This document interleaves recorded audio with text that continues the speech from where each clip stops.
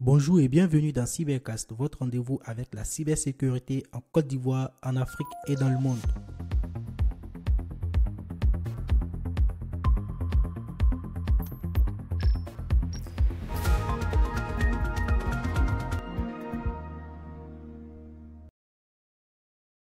Aujourd'hui, nous allons plonger au cœur d'un enjeu crucial pour les entreprises africaines, la cybersécurité. Selon le baromètre de la cybersécurité en Afrique 2024 du Club d'experts de la cybersécurité TESIA, 74% des organisations africaines ont été victimes d'au moins une cyberattaque en 2023, contre 56% en 2022. On constate clairement que les cyberattaques explosent sur le continent. La protection des données et des infrastructures devient une nécessité absolue pour les entreprises, grandes ou petites. Pour en parler, j'ai le plaisir d'accueillir Ange Kouakou Angban, entrepreneur passionné et expert en cybersécurité, fondateur d'Agence X, une initiative qui ambitionne de renforcer la résilience numérique des entreprises en Côte d'Ivoire et au-delà. Avec lui, nous allons explorer les défis actuels, les opportunités et les solutions pour bâtir un écosystème numérique plus sûr. Bonjour Ange, Bonjour, comment vas-tu? Et merci ça pour va? l'invitation que tu me fais. Oui, ça Pas va. de souci Ange, c'est avec plaisir que nous te recevons. Pour nos auditeurs qui ne te connaissent pas, est-ce que tu pourrais te présenter et nous parler un peu de ton parcours en cybersécurité? D'accord. Bonjour à tout le monde, à tous ceux qui suivent ce canal. Je m'appelle Ange Kouakou Angban. Je suis passionné de deux disciplines, le business et également la cybersécurité. J'ai bientôt 20 années d'expérience dans le domaine. J'ai travaillé sur deux régions, Afrique et maintenant également en Europe. J'ai un parcours qui a commencé par les télécommunications, donc j'ai fait un brevet de technicien supérieur, option télécom à Abidjan. Et puis aussitôt, je me suis lancé dans une carrière sous forme d'alternance professionnelle. Donc ça a été plutôt une série d'alternances. J'ai démarré en 2008 chez IT Centrex, chez qui je suis resté jusqu'en 2013, et chez qui j'ai également pu faire parallèlement au boulot le master en génie logiciel, donc la partie développement. J'ai par la suite, en 2013, rejoint Focus en tant que premier responsable technique et avant-vente. Et en 2015, enfin, Talentis Group, chez qui vraiment ma carrière cybersécurité s'est vraiment beaucoup plus prononcée parce que c'est un leader, ça reste un leader justement africain sur le périmètre. Depuis Talentis, j'ai fait pas mal de certifications qui m'ont contribué à monter mon profil en thème d'expertise et j'ai rejoint la France en 2019 à travers l'UTSA 2S et aujourd'hui je suis en interne en tant qu'architecte chez Eutelsat Group et puis parallèlement je garde une activité entrepreneuriale qui a démarré autour de 2012 et aujourd'hui qui est vraiment à un stade avancé et qui se spécialise aujourd'hui sur toute la partie cybersécurité. J'ai indiqué en l'entame de mon propos que j'avais une autre passion, les business, et donc très récemment, c'est très récent, j'ai participé donc à un programme de HEC Paris qui est inhérent à la stratégie business et corporate, mais naturellement c'était un choix fait en lien avec la cybersécurité. Donc j'ai rapidement appris à me connecter aux opportunités du terrain. Je connais très bien la région. Je connais très bien également la région aujourd'hui Europe où j'exerce. Donc j'ai le privilège d'être sur les deux régions, donc de pouvoir faire un comparatif. Je vais tout au long de cette émission tenter de partager mon expérience sur la base de ce capital-là que j'ai pu constituer sur ces 20 dernières années. Merci Ange pour la présentation de ce brillant parcours très inspirant. Euh, je voulais savoir qu'est-ce qui t'a motivé à te lancer dans l'entrepreneuriat et à créer Angels X. Alors, faut dire que j'ai toujours eu un peu une fibre entrepreneuriale, identifier les problèmes, les comprendre et tenter d'apporter des solutions. Ça date depuis le primaire déjà, mais c'était vraiment de l'électronique. Ça n'a jamais été purement de l'informatique et orienté. À la base, moi, comme je te l'ai dit en off, je voulais être médecin. Mais c'est la vocation du service derrière qui m'a toujours appelé. Et donc, j'ai démarré tout de suite pour les télécoms parce qu'il y avait la croissance télécom avec l'explosion sur la mobilité Internet, tout ça sur la région. Et moi, j'ai été porté par ça. Donc, j'ai fait option télécom parce que je voulais travailler chez un opérateur, contribuer à davantage de connectivité. Et puis, concours de circonstances, je démarre ma carrière dans une entreprise d'ingénierie logicielle. On fabrique des solutions, donc c'est des solutions qui n'existent pas déjà. Donc, ça a forgé mon esprit analytique sur l'approche justement dans la résolution des problèmes. Et ça, tout de suite, ça greffait avec ce que j'avais déjà en moi et ça m'a donné depuis 2012 l'envie d'identifier d'autres types de problèmes non adressés, d'y apporter des solutions. Et c'est là que j'ai eu ma première initiative entrepreneuriale. Voilà. Donc, sur tout ce qui était helpdesk, sur tout ce qui était assistance aux entreprises de petite taille, il n'avait pas d'équipe en informatique. C'est là vraiment que j'ai commencé. Ça a mûri un peu plus tard. Donc, j'ai toujours, depuis cette période, été en forme de transition entre le salariat et l'entrepreneuriat. Donc, ça m'a permis de faire des pas, de me tromper, de me corriger, sans minimisant naturellement les risques. C'est un privilège que j'ai eu. Certes, je l'ai payé ailleurs, mais ça reste un privilège que j'ai eu. Donc, j'arrive à l'entrepreneuriat vraiment à cause de la résolution des problèmes qui a toujours été pour moi un vecteur important. Et je suis d'accord avec toi. Entreprendre, c'est vraiment la clé devrait être la résolution d'un problème. On doit chercher à résoudre un problème et ensuite le succès suivra. Et pourquoi avoir choisi la Côte d'Ivoire comme point de départ pour ce projet? Alors, me présentant en Côte d'Ivoire, on est en Afrique de l'Ouest et c'est l'une des régions au monde qui, pendant ces 20 dernières années, a connu une des croissances numériques les plus folles. Voilà. Au dernier rapport de la RTCI, c'est plus de 91% en termes de pénétration Internet en Côte d'Ivoire. Ça reste non seulement un moteur économique pour la région, et ça, c'est mon pays, et en plus, ça reste un des leviers sur le plan numérique. Ces dernières années, tout a commencé à s'accélérer d'un point de vue digitalisation.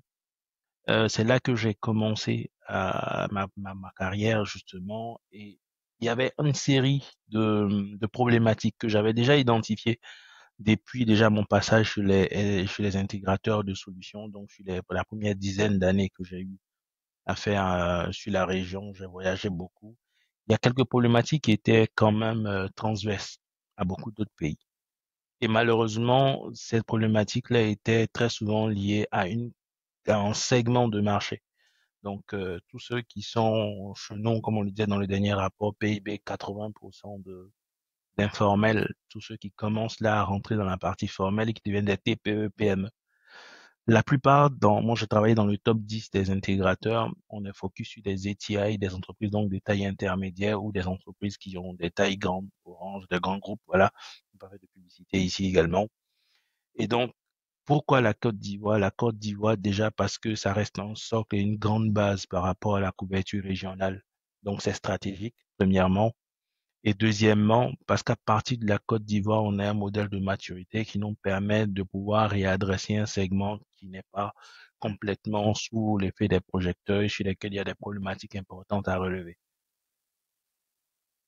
Récemment, le Global Cyber Security Index, GCI 2024 de l'Union internationale des télécommunications, UIT, a relevé qu'il y a des disparités significatives entre les pays africains en matière de cybersécurité. En d'autres termes, aujourd'hui en Afrique, la cybersécurité est encore très souvent négligée. Selon toi, pourquoi est-ce un enjeu majeur pour les entreprises ivoiriennes et africaines? Alors, ça reste un enjeu majeur. La plupart de nos économies étaient encore à l'ère traditionnelle. Elles ont commencé à s'informatiser qu'il y a très peu, donc se digitaliser également que très récemment. La crise Covid a été un des facteurs aggravants, mais en même temps un accélérateur pour nous. Mais il faut dire qu'on n'a pas ce grand niveau-là de maturité sur la plupart des régions. Aujourd'hui, c'est un accélérateur important. Moi je dis, c'est le thème que j'emploie, c'est une mine d'opportunités pour la plupart des pays africains d'amorcer leur digitalisation et donc de pouvoir procéder à la numérisation de leur économie et un repositionnement stratégique des pays du continent. Donc, il y a deux grands enjeux. C'est l'économie et le repositionnement stratégique. L'Afrique en 2050, il y a le World Economic Forum qui republie également des données là-dessus et Price l'a appuyé sur un rapport. On comptera plus de 54% de jeunes au monde à partir de 2050. C'est un avantage si on réussit à en tirer parti, ou sinon ça pourrait être une bombe à retardement. Dans un également rapport de cette fois-ci PricewaterhouseCoopers, qui est un gros cabinet, c'est un potentiel pour l'Afrique de l'Ouest de plus de 750 milliards de chiffres de francs CFA. Donc il y a du potentiel, on est déjà engagé, la plupart des économies. Rater ce virage-là pour nous, c'est fragiliser un peu la capacité des acteurs économiques du numérique et donc de pouvoir déclencher un vecteur qui pourrait être un risque. Donc oui, ce rapport est pertinent. Aujourd'hui, la plupart des entreprises, nos économies sont fragiles. La plupart de ces entreprises-là sont informelles ou soit en amorçage de croissance. Et pour elles, le plus important, c'est d'investir d'un point de vue stratégie business, les capitaux qu'elles ont dans la croissance de l'activité, qui est le cœur d'activité. Et donc, effectivement, tu as raison de dire que trop souvent, la partie cybersécurité est peu comprise, peu connue et donc très peu encore négligée, donc très peu adressée. Donc aujourd'hui sur les périmètres, il y a beaucoup d'attaques qui sont sujets. Pour la plupart des PME, moi j'ai eu heureusement la chance de participer au rapport que tu as cité en début d'émission. Et voilà, la plupart des chefs de PME, des TPE se sentent pas visés par les cyberattaques pendant que on a des preuves aujourd'hui qui disent le contraire. Ben, malheureusement, aujourd'hui, beaucoup pensent encore que la cyber, c'est un luxe réservé aux grandes entreprises. Voilà, et il y a du travail à faire hein, à ce On niveau. va y arriver. D'ailleurs, si c'est ma prochaine question, parce qu'il y a Kaspersky qui a publié un rapport en 2022. Il y a plus de 27 500 PME ivoiriennes. On prend seulement le contexte de la Côte d'Ivoire. Plus de Hmm. 27 500 PME ivoiriennes qui ont subi environ 2,5 millions de cyberattaques, ne serait-ce qu'en 2022. Du coup, ça m'amène à poser la question suivante, pardon. Quelles sont les principales menaces cyber auxquelles les entreprises ivoiriennes doivent faire face aujourd'hui? Alors, bon, dans les catégories d'entreprises ivoiriennes, je vais tout de suite faire deux grandes catégories, celles qui sont sur la partie stratégique, donc des OIV par exemple, donc qui sont dans des secteurs comme l'énergie, le gaz, tout ce qui est minerai, puisqu'on on a une économie encore très rattachée un peu à tout ça. Il y a les autres entreprises qui constituent le socle des grandes entreprises qu'on va retrouver facilement dans les top 500. Et il y a la grosse structure qui représente pour nous, c'est aujourd'hui la partie informelle ou en croissance, mais qui est le plus grand potentiel pour nous. Donc, PME, TPE, tout ça. Une fois que ça c'est dit, les plus grandes menaces aujourd'hui qu'on oriente, les statistiques sont connues, c'est le phishing, ransomware, les fuites de données. Et donc, par moment, d'ailleurs, donc par rapport aux stratégies des entreprises, beaucoup d'entreprises aujourd'hui encore utilisent soit des solutions avec peu ou pas de protection, voilà, parce qu'elles sont très peu sensibilisées, elles veulent aller vite, elles veulent faire moins cher. Et donc, les cybercriminels, naturellement, exploitent ces failles-là pour voler des données qui sont sensibles pour le développement de ces entreprises-là. Elles les utilisent également pour bloquer justement des données sensibles à caractère sensible, pour bloquer des paiements. Et aujourd'hui, si des phénomènes comme le ransomware continuent de rester dans le top des attaques, c'est parce que, encore bien malheureusement, comme tu l'as dit dans la question précédente, il y a encore des problèmes qui ne sont pas adressés au bon moment. Exactement, parlant toujours des problèmes, on peut souligner aussi le fait qu'il n'y ait pas une régulation de ce domaine de façon générale sur le continent et de façon spécifique aux différents États-nations. Dans le contexte ivoirien, par exemple, il y a eu récemment la création de l'Agence nationale de la sécurité des systèmes d'information. Selon toi, quel rôle pourra-t-elle jouer dans la protection des entreprises et des citoyens? Mais déjà, c'est une heureuse nouvelle qu'on ait pu aller jusqu'à cet achèvement-là, donc avoir l'Agence nationale de la sécurité des systèmes d'information, l'ANSI. Elle doit jouer un rôle qui est plutôt clé et capital pour nous. D'abord, elle doit pouvoir établir des normes et des réglementations, voilà, qui vont permettre en fait aux entreprises, selon leur secteur d'activité, de prendre les bonnes mesures et pouvoir protéger les données, voilà, de ces entreprises-là d'un point de vue cybersécurité.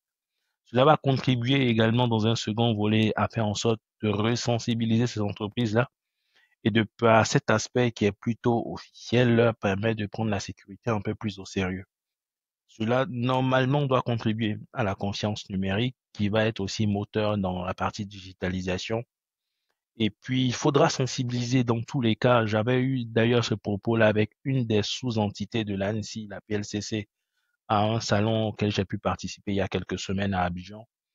Il va falloir sensibiliser le grand public, il va falloir former encore davantage d'experts locaux parce que cela contribue à non seulement adresser certes les problématiques globales cybersécurité, mais à pouvoir les adresser dans une compréhension singulière parce que nos entreprises chez nous, nos économies ont des spécificités.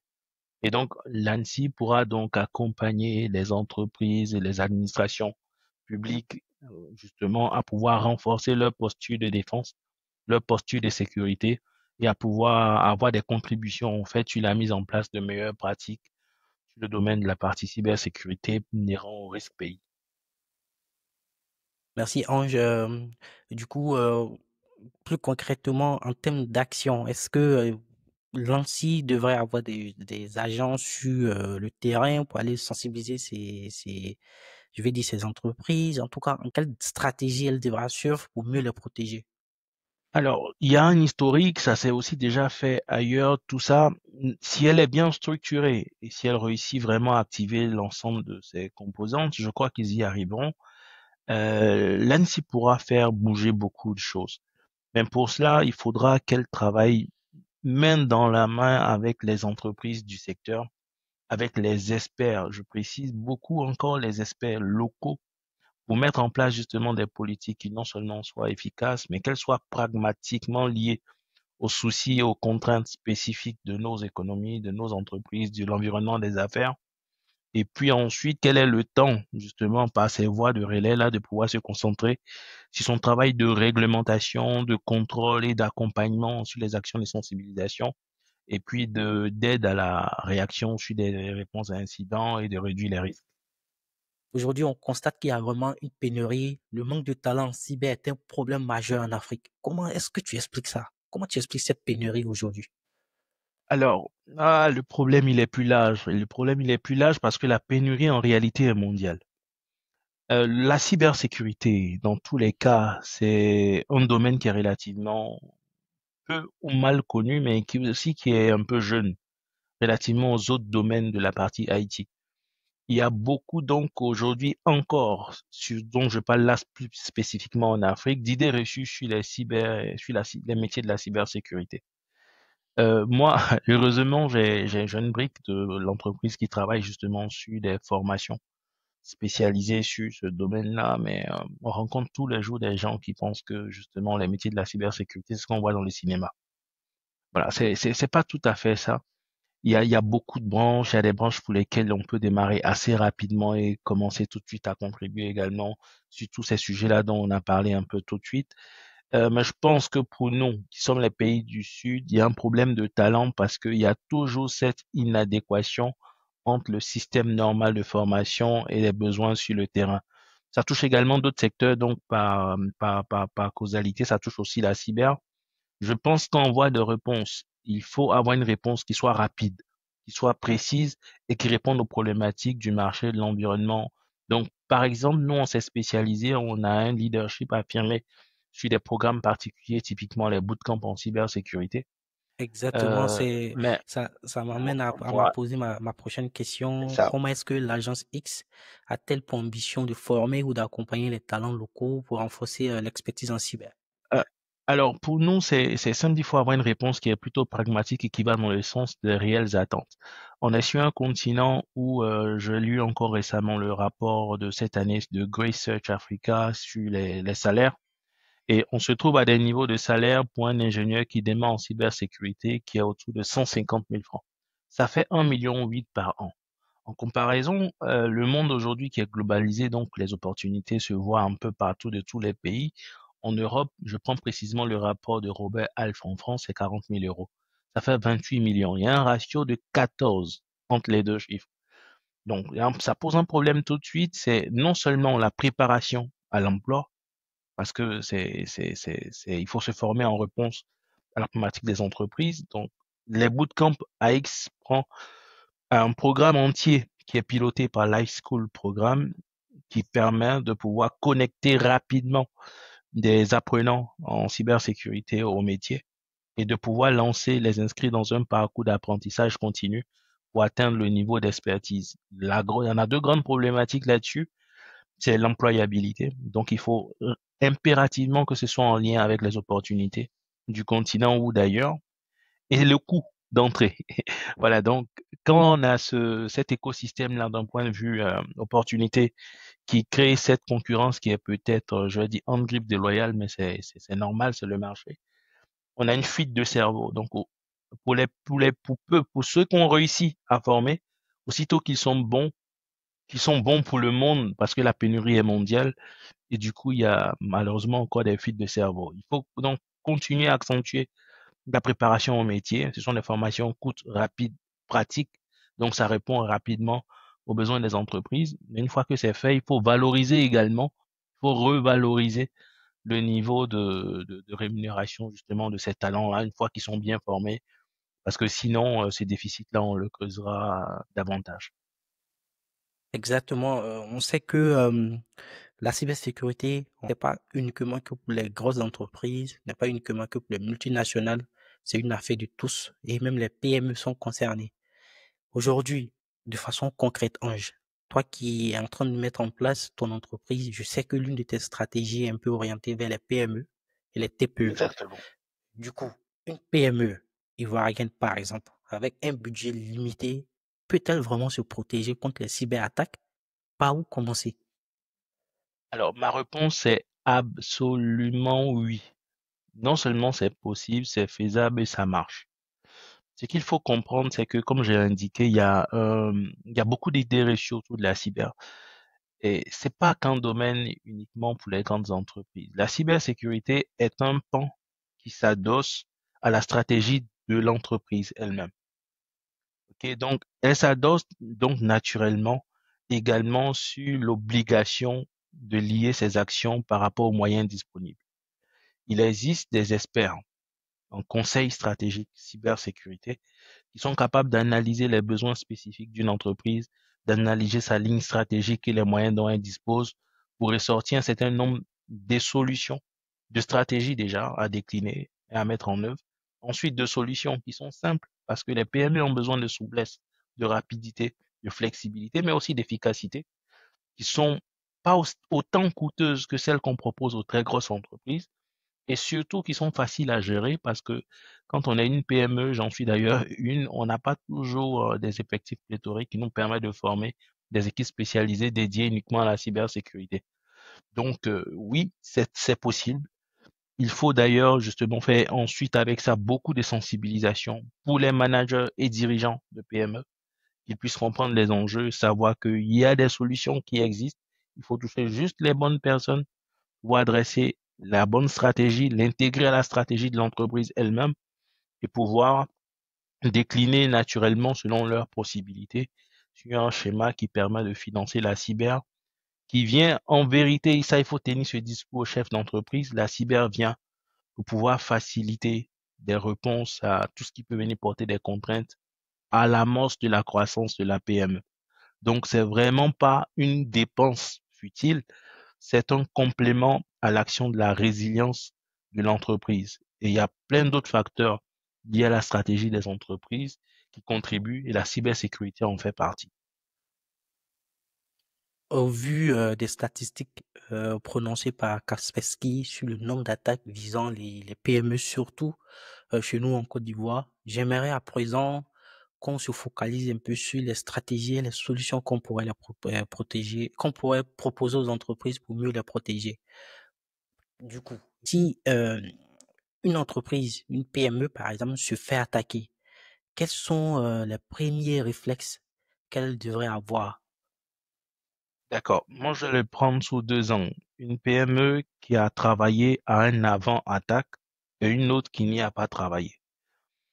Quand on a travaillé avant l'attaque, on a pu déterminer ce qui peut représenter un risque, les potentiels impacts pour l'entreprise et on a ce qu'on appelle une petite procédure de gestion des incidents cybersécurité.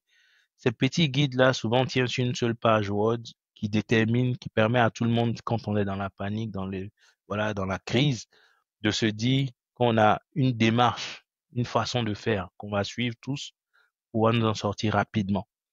Il y a quelques points clés qui sont importants et qui se partagent entre les deux façons d'approcher justement l'incident. C'est premièrement pouvoir identifier l'impact que va subir le business à cause de cette attaque. Une fois qu'on a les impacts, on va commencer par isoler les systèmes affectés, mais par ordre de priorité et naturellement selon le degré d'impact sur le business. Une fois que cela est fait, on a circonscrit l'attaque, c'est-à-dire qu'on a pu freiner les impacts sur le business. On va passer à une autre étape. On va alerter un expert externe, donc des équipes d'experts partenaires ou ANSI et autres, qui ont des équipes justement spécialisées, qui vont venir procéder à l'analyse des composants qui ont été touchés ou qui ont été impliqués durant l'attaque. Le but de cette méthode ensuite est d'avoir une analyse qui nous permette de comprendre ce qui s'est passé à travers du forensique, comment ça s'est passé, et ensuite solliciter les experts, donc des architectes, pour qu'ils puissent en tenir compte et renforcer la posture, donc la façon dont l'entreprise se protège de ces menaces-là. Donc, il y a ces différentes phases-là à appliquer. Et pendant ces phases-là, la transparence, c'est la clé. Et pour le second cas, si l'entreprise n'avait pas justement travaillé à avoir cette procédure avant, aussitôt que l'attaque se déclenche, si elle n'est pas dans les capacités rapides d'identifier ce qu'elle est en train de perdre à cause de l'attaque, il faut systématiquement déclencher les leviers.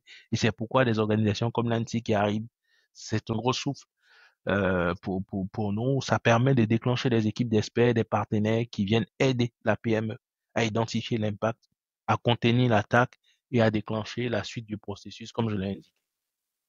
Alors, on voit clairement ton expertise très poussée dans ce domaine. Et du coup, à travers ton agence, à travers, pardon, ton entreprise, Agence X, quel type de service vous proposerez aux entreprises pour les aider à mieux sécuriser leur système? Alors, Agence X, nous sommes un centre de service dans un premier temps et aussi d'expertise. Nous avons une spécialité, c'est la cybersécurité. Historiquement, on a commencé par accompagner des entreprises, ETI, grandes entreprises et autres, sur la partie brique expertise. Et on continue d'ailleurs de le faire. Mais parallèlement, on a ouvert justement avec une alliance qu'on a nouée avec Serenium, qui est désormais en France, euh, et qui nous permet aujourd'hui d'offrir justement des solutions clés en main pour des PME qui sont full managées. Cela leur permet justement de profiter de tout ce dont on a parlé tout à l'heure, inhérent aux attaques et à tout ce qu'il faut pour anticiper les attaques, et en s'appuyant justement sur des équipes d'experts qui sont chez nous et qui ne sont pas donc chez le client, c'est qui ne crée pas une surcharge en termes de structuration chez le client, mais qui peut consommer désormais la cybersécurité comme un service. Ça, c'est quelque chose que nous offrons parce que nous avons décidé de nous orienter sur ce segment de marché-là qui a été vraiment pas très bien adressé ces 10-15 dernières années. Et cette alliance qu'on noue avec Serenium nous permet justement d'étendre également notre domaine d'activité. On intervient en Afrique sous le couvert de l'agence X en capitalisant également sur l'expérience de Serenium qui a des experts dans divers autres domaines beaucoup plus matures parce qu'ils ont travaillé sur des régions où justement des technologies sont arrivées à maturité comme l'intelligence artificielle, un certain niveau d'automatisation des tâches sur la partie cyber comme sur la partie métier en conditions opérationnelles. Et donc, on veut tirer le capital de cette synergie-là qu'on a créée, permettre également d'étendre notre catalogue de services en Afrique, mais également étendre notre zone d'intervention sur la brique solution PME, également sur l'Europe via Serenium.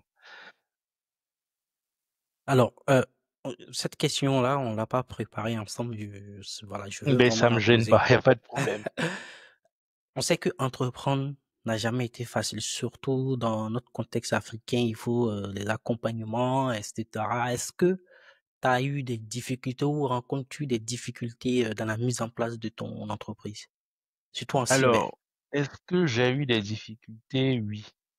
Parce que Première grosse difficulté, être expert ne fait pas de toi directement un dirigeant d'entreprise. C'est deux domaines séparés. Donc, tu peux être un bon expert cybersécurité, tout ça, comme maîtriser les contextes et autres, mais ça fait pas tout de suite de toi quelqu'un qui est préparé à la fonction de direction générale d'une entité. Donc, j'ai dû apprendre, me tromper et comprendre que c'était pas la même chose. D'où que j'ai fait d'autres types de formations, je me suis accompagné, j'ai un réseau de personnes qui dirigent déjà depuis quelques années et j'ai pu m'appuyer sur ce réseau-là justement pour avoir de l'aide. Donc oui, j'ai eu des difficultés d'un point de vue structuration, d'un point de vue encadrement et niveau de compétences. Je les ai corrigées avec le temps. Aujourd'hui, effectivement, on peut trouver un certain nombre de difficultés, mais qui vont s'orienter plus sur des domaines stratégiques en termes de positionnement. En Côte d'Ivoire, on a parlé de l'ANSSI, il y a un cadre qui n'était pas nécessairement très bien encadré d'un point de vue législation et qui ne permet pas de simplifier justement ces types d'opérations-là quand tu fusionnes avec quelqu'un qui est sur un environnement beaucoup plus mature que toi. C'est un peu plus difficile d'établir des points d'équilibre. Donc oui, j'ai eu des difficultés, mais dans l'ordre de la gestion des entreprises. Donc il faut vraiment que je partage sur toute l'expérience que moi je peux faire, c'est qu'il faut faire vraiment la part des choses. Être un expert d'un domaine technique et pouvoir être un dirigeant d'une entreprise ou un entrepreneur. Il y a un complément à réaliser. C'est une discipline entière. C'est une science entière. Il y a des choses à aller chercher sur comment est-ce qu'on consolide, comment est-ce qu'on présente un diagnostic d'entreprise, comment on diagnostique, comment est-ce qu'on fait une analyse stratégique. Moi, ça m'aide aujourd'hui parce que face aux chefs d'entreprise, je sais parler le langage qui est le leur, je sais comprendre leurs problématiques, je sais me fondre avec un peu d'empathie dans leur philosophie. Et donc, ça me permet de pouvoir rendre plus digeste le discours cybersécurité et de l'intégrer justement dans une forme de terminologie qu'ils comprennent. Voilà. C'est clair que l'expertise technique ou quelle que soit la forme ne suffise pas vraiment à diriger une entreprise. Il y a beaucoup d'autres compétences qu'il faut C'est avoir, c'est notamment clair. en termes managérial, etc. Surtout la communication, c'est très très important. À présent, Ange, focalisons-nous sur la vision et les perspectives d'avenir. Où en es-tu aujourd'hui avec Agence X et quels sont tes objectifs pour les années à venir? Alors, là, on en est au lancement de Cyberbroker, qui est une solution. Nous passons en tant que courtier pour ceux qui ne peuvent pas de façon autonome gérer leur cybersécurité, mais qui en ont besoin. Donc, segment de ceux qui sont de l'informel jusqu'au PME. On la lance sur deux zones à la fois. On la lance d'abord jusqu'à fin Q2 en Afrique, sur l'Afrique de l'Ouest, et ensuite on l'étendra le service à partir de fin Q2, début Q3 sur notre zone Europe à travers le partenaire Serenium avec qui, comme j'ai indiqué, nous sommes en alliance. C'est un des points clés pour nous cette année et qui nous permettra justement de pouvoir dérouler cette deuxième partie de l'offre qui complète l'offre d'expertise où on est déjà très bien positionné sur des domaines comme l'OT parce que on tente de pouvoir apporter une réponse spécifique au contexte de la sécurisation justement des OIV qui sont dans le domaine de l'hydrocarbure, des mines et de l'énergie. Donc on est très bien positionné là-dessus. Voilà, c'est un domaine sur lequel on intervient depuis à peu près plus de 5 6 ans. On a de très bonnes références là-dessus et donc on continue de suivre la démarche stratégique, développer l'expertise, consolider les bases dessus, ouvrir le segment PME et pouvoir adresser la problématique spécifique par rapport à ce domaine-là et puis naturellement étendre l'activité. Donc ces trois challenges-là pour cette année.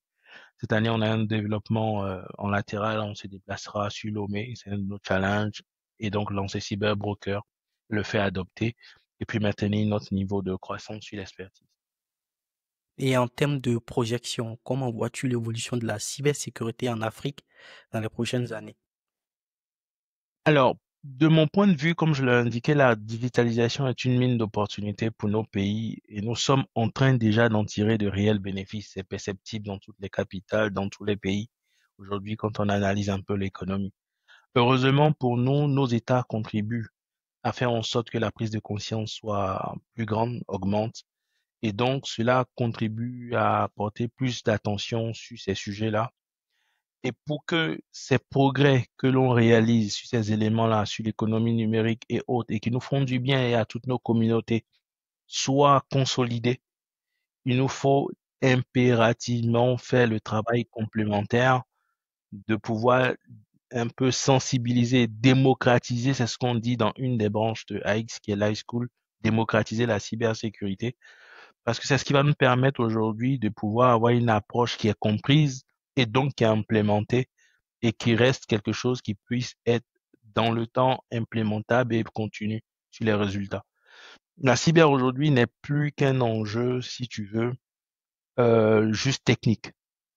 Si tu regardes un peu avec le redispositionnement aujourd'hui de la géopolitique mondiale, la cyber est aujourd'hui classée dans un des domaines stratégiques pour nos États. Donc, en dehors du fait que ça nous permet de pouvoir protéger ce qu'on a comme acquis, ce qu'on a réalisé comme progrès à travers le numérique, ça nous aide également, ça aide nos États à pouvoir faire une sorte de protectionnisme et contribuer à leur souveraineté dans un monde qui se recompose. Voilà. Moi, ce que je peux partager sur ces sujets-là, et pour moi, donc, pour l'Afrique aujourd'hui, les prochaines années, ça sera un accent mis sur le cadre légal autour de la cyber, renforcer la sensibilisation, étendre les domaines d'application de la cyber, mais aussi ne pas perdre de vue qu'on va devoir penser à la partie cyberdéfense, donc qui va venir par la suite avec le niveau de maturité montant. Alors, on sait que il y a une pénurie de talents de cyber de façon générale dans le monde, spécifique en Afrique. On a des jeunes talents pas mal qui s'intéressent à la cyber, mais l'une des premières difficultés, c'est l'obtention d'une première expérience professionnelle. Aujourd'hui, les entreprises sont de plus en plus exigeantes, pardon, et sont beaucoup tournées vers les experts. Alors que je pense que toute entreprise, notamment de services comme Agence X, devrait aussi, d'une certaine manière, ça reste mon point de vue, s'impliquer aussi dans la formation à combler ce vide de talent qu'on a aujourd'hui en cyber, en donnant, pourquoi pas, une première chance à ces jeunes talents-là à travers des programmes de stage ou même à travers, pourquoi pas, des programmes de formation gratuite. Est-ce que votre agence, hormis le fait de proposer des offres de formation à ce que je sache, qui seront payantes, est-ce que vous prévoyez donner peut-être des programmes de stage à des jeunes, des étudiants qui peuvent soutenir par exemple le diplôme, etc. Alors, c'est une très belle question et moi, on dira d'ailleurs mieux parce que c'est effectivement une nécessité absolue de reformer le modèle d'apprentissage parce que les enjeux le demandent. Donc, c'est un peu pourquoi, au lieu de faire des formations classiques sur la cyber, on s'est lancé même avant AX, depuis 2019, à commencer par ouvrir les bootcamps. À travers les bootcamps, il y a trois grandes choses qu'on apporte. C'est une réponse rapide à l'employabilité. Les gens, ils ont besoin d'abord d'avoir un emploi qui ne soit plus très précaire dans un domaine d'avenir. Donc, c'est une des premières réponses qu'il faut apporter. Donc, on regarde d'abord un métier. C'est un programme orienté métier. C'est pour adresser un métier. C'est pour intégrer un métier qu'on commence. Deuxième chose, c'est le focus sur le modèle d'apprentissage. Il faut qu'il soit pratique, pragmatique et qui réponde tout de suite aux opérations attendues sur la mission. C'est là également qu'on s'est différencié. C'est pourquoi nos programmes sont appréciés. Et le troisième volet, c'est pourquoi j'en dis plus, c'est que ça ne suffit pas. Lorsqu'on a fait un programme qui tend à préparer un métier et qu'on a pratiqué via des labs, tout ça, et des retours d'expérience, et qu'on maîtrise les techniques, il faut maintenant de l'expérience. C'est pourquoi nous sommes un groupe en vrai. Derrière l'agence X, le X était pour masquer l'ensemble des composantes du groupe. Parce que les missions, par exemple, que nous exécutons avec des experts seniors et autres sur l'agence X, on implique justement les apprenants pour leur créer de l'expérience. Voilà, parce que c'est le seul parcours dans lequel, pour l'instant, on rentre, on apprend et on gagne en expérience. On est contributeur sur des missions, on en réalise 5, 6, 10 avant de sortir. L'idée est de pouvoir confronter son niveau de connaissance, et de pouvoir confronter son niveau de pratique et de surtout pouvoir retrouver des situations qui pourront rapidement identifier lorsqu'ils démarreront leur mission et qu'ils puissent répondre aux recruteurs que oui, on a déjà participé à de tels types de projets. Et donc, c'est comme ça que c'est organisé. Donc, oui, on fait des stages normaux et aussi on intègre obligatoirement à travers tous nos programmes sur les 7 niveaux d'apprentissage une obligation justement de voir en fin de parcours de participer à un volume de missions. Voilà, et nos missions sont, on a reformé également dans AX, on fait une facturation par livrable, ce qui nous permet d'avoir beaucoup de livrables à réaliser sur des missions puisque c'est assez granulaire. Et donc, ça permet également à beaucoup d'entre eux, selon le domaine sur lequel ils se spécialisent, de pouvoir gagner de l'expérience et faciliter justement l'insertion professionnelle. En tout cas, moi, je suis très satisfait de cette réponse et je salue d'ailleurs pas mal de petites entreprises qui, voilà, qui emploient et forment Et leurs forme, ouais. employés. Voilà, et je pense par exemple à Gili où moi-même j'ai commencé, à Effectivement. Ebenis Technologies, Diamond Security qui font confiance aux jeunes aujourd'hui, leur proposent des programmes de formation en interne sur les technologies. Franchement, c'est quelque chose à saluer. Et, même Talentis, hein, voilà, aujourd'hui Talentis C'est également, oui. Talentis a réussi à se positionner aujourd'hui en Afrique parce que d'abord Exactement. c'est une entreprise qui a misé sur la formation de ses employés. Aujourd'hui, voilà, Exactement. c'est une référence. Exactement. Voilà, la formation c'est la clé, Exactement. quoi. Souvent C'est la clé. on voit dans des offres, voilà, des quelqu'un qui a 2 années d'expérience, mais tout ce qu'on lui demande, bah, écoute, c'est trop compliqué. Alors que tu C'est peux trop donner, compliqué, c'est ça. tu peux recruter le mec ou voilà la dame, puis lui proposer une formation. C'est vrai, le domaine est très complexe, il faut vraiment de l'expertise, mais l'expertise on l'acquiert au cours du temps. Qui est Voilà, exactement. on ne devient pas expert du jour au lendemain. Voilà, l'expertise Non, c'est clair. s'accumule au fur Et surtout de pas l'année. après une formation. Exactement, exactement. En tout cas, moi, je tenais encore à remercier ces entreprises. Moi, j'ai débuté à Agili. Aujourd'hui, voilà, je suis en France. Toujours, Tu vois, j'ai dit toujours, j'ai dit, voilà, Agili, il faut être reconnaissant. Agili, exactement. c'est grâce à Agili que moi, je suis là où je suis. En tout C'est cas, clair. Et vraiment, ce sont de bons exemples. Ils innovent dans leur domaine. Ils créent de nouveaux chemins. C'est ce qu'il faut. Sinon, sans quoi on n'adresse pas les nouvelles problématiques. Et si c'est exactement. vraiment des gens aussi qui nous inspirent pour l'avenir. Exactement. Aussi, le conseil que moi je pourrais leur donner, c'est vrai, tu formes, mais aussi une fois que tu sais que ton employé il commence à acquérir certaines compétences, voilà, il faut pouvoir le fidéliser à rester, quoi. C'est ce qui fait qu'aujourd'hui, il y a les fuites de cerveau. Vous formez, après vous perdez ces gars-là parce que le salaire ne suit pas après. L'offre est tellement, je sais pas comment je vais dire, il y a tellement d'offres aujourd'hui, tu peux pas former Sincèrement, quelqu'un. c'est disproportionné, tu vois. Tu vois. Et je pense que c'est lié également au niveau de maturité et la structure des économies. Après, j'ai ce débat-là assez régulièrement parce que en fin de parcours, chez nous, sur les bootcamps, il y a également des opportunités d'aller vers l'international. Il y a quelques-uns qui l'ont emprunté d'ailleurs.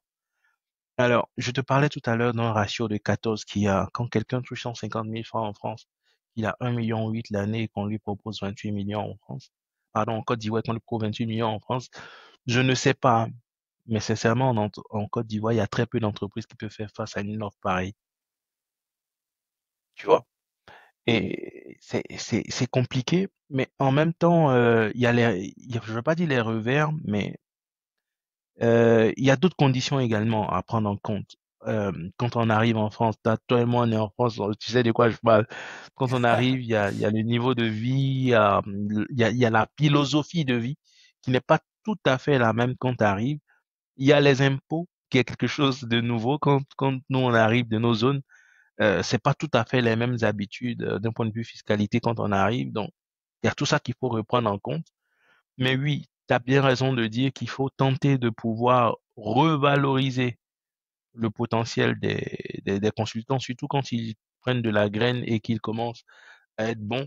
Mais je pense que ça va revenir dans une démarche plutôt globale. Il faut qu'on pousse très rapidement nos économies à utiliser le raccourci digital pour pouvoir avoir des croissances soutenues et durables, ça va tout de suite faire remonter justement le pouvoir d'achat. Ça va faire remonter également les performances des entreprises. Et c'est pourquoi on parle aujourd'hui beaucoup chez nous, puisque tu es aussi ivoirien avec moi, de champions nationaux. Mhm. Si on encadre justement bien cette politique globale-là, ça va avoir tendance à faire monter justement de nouvelles entreprises de PME vers des ETI, les ETI vers des grandes entreprises. Et ça permet tout de suite à pouvoir corriger de telles failles. Il y a des pays aujourd'hui que moi j'ai vu comme le Maroc qui font des offres à égal. J'ai vu des Français être débauchés de la France vers le Maroc, tu vois. Ouais.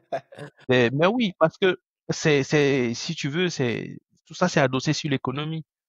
Tu vois, les 150 000 dont il parle, c'est une moyenne, c'est une étude qui est faite par rapport au RH de beaucoup d'entreprises en Côte d'Ivoire. Et donc, c'est une Mhm. moyenne un peu nationale. Donc, si on veut la faire monter comme le SMIC, ben, il faut faire monter justement le niveau de l'économie. C'est un tout en vrai qu'il va falloir faire. Mais c'est un des rêves également de la digitalisation. Le monde est devenu un grand village. Bon, aussitôt que t'es bon à Abidjan, t'es vu partout dans le monde. Et C'est je vrai. vais dire heureux et malheureusement parce que ça travaille dans les deux sens. Ça crée des opportunités également pour le consultant anywhere, mais en même temps, ça nous rappelle à nouveau qu'également tout ça doit rentrer dans une forme de stratégie nationale globale qui tend à pouvoir construire des programmes. Pourquoi pas de comeback? Il n'y a pas que des revers. Le fait d'aller vers des zones plus évoluées nous permet de pouvoir capitaliser sur des zones où il y a de la maturité. Maintenant, il faut écrire une politique qui puisse construire un comeback. Tu vois, quand Exactement. tu reviendras dans 5 ans, dans 10 ans à Abidjan, ça sera avec un capital que tu n'aurais pas pu créer si tu étais resté. C'est clair. Voilà, mais pour ça, il faut qu'il y ait une politique qui démarre maintenant et qui aboutisse au fait que on ait une stratégie pour effectuer les comebacks de tous les consultants qui sont partis. Effectivement, j'espère bien. Je pense que ça a déjà commencé hein, avec la mise en place de l'ANSSI. Lorsqu'il y aura Exactement. des réglementations, il y aura voilà, des directives à suivre que toutes les entreprises devront s'aligner à celles-ci. Voilà, je pense que ça va créer pas mal d'engouement autour de ce domaine-là. Moment, Et je puis, suis nous, d'avis. on pourra bien évidemment retourner. J'espère bien. Il faut qu'on aille aider le pays à, voilà, à mieux se Euh, sécuriser. C'est clair, c'est clair. Mais je Alors, pense qu'on est sur la bonne voie. ouais, ouais, je pense, on attend de voir, parce que jusqu'à présent, voilà, à part les missions de l'ANSSI à l'extérieur, on n'a pas encore vu des, des Ouais, communiqués ouais, très il y tranchants a qui disent, voilà. effectivement le CPC, je ne trahis rien, je pense en parlant, qui prépare également une revue justement des Ivoiriens de la diaspora, question de voir essentiel, tu vois, un peu les domaines d'expertise sur lesquels ils sont et comment pouvoir organiser justement une contribution vers les projets structurants chez nous. Donc, je pense que progressivement, on commence à mettre quelques briques et puis il y a quelques modèles dans des pays environnants qu'on peut regarder. Quand tu regardes un peu le développement au Bénin, c'est une grande fierté sur 5-10 ans, les bons qu'ils ont fait d'un point de vue technologique, cybersécurité, c'est quelque chose à féliciter et dont il faut s'en inspirer.